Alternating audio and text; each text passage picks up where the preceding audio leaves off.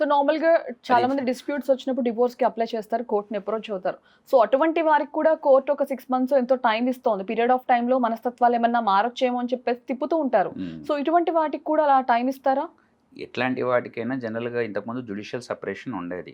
అదేంటంటే ఇప్పుడు మ్యూచువల్ ఉంటుంది, కంటెస్టెడ్ ఉంటుంది. ఇందాక చెప్పుకున్నట్టు. హ్మ్. మ్యూచువల్ 13 పరంగా హిందూ మ్యారేజ్ యాక్ట్ 1955 పరంగా ఉంటది. కంటెస్టెడ్ అంటే 13(1)(1)(a)లో వస్తది కంటెస్టెడ్. అంటే మ్యూచువల్ అంటే ఇద్దరు కలిసి తీసుకోవాలంటుండు. కంటెస్టెడ్‌లో ఏందంటే ఒకళ్ళకుంటది, ఒకళ్ళకుండదు. అది కొన్ని టైం పడుతుందది. కానీ ఈ మధ్య ఎలా ఉందంటే అండర్‌స్టాండింగ్ అనేది డైవర్స్‌లో కూడా వెళ్ళింది కొన్ని కపుల్స్‌లో. ఎందుకంటే ఒక అపియరెన్స్ ఒక హియరింగ్‌లో ఆర్డర్ వచ్చేస్తది.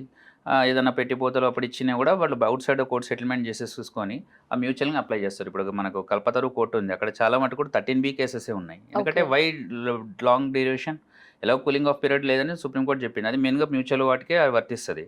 సో, ఎక్కువ డ్యూరేషన్ ఉండకుండా వాళ్ళే బయట మాట్లాడేసుకొని కోర్ట్‌కొచ్చి వన్ అపియరెన్స్ హియరింగ్‌లో వాళ్ళకి ఆర్డర్ వచ్చేస్తుంది. ఓకే. డిసొల్యూషన్ ఆఫ్ మ్యారేజ్ అని అయిపోయింది.